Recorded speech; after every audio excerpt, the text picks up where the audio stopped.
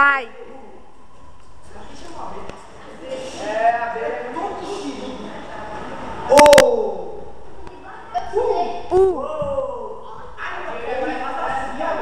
Desce, bate o corpo e depois ele conta.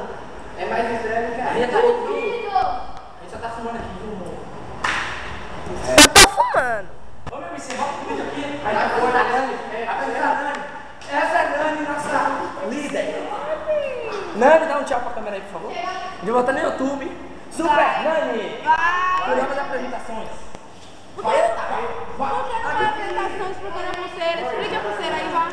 Aí não vou fazer a pulseira com impacto. Não é pra ter esse vídeo,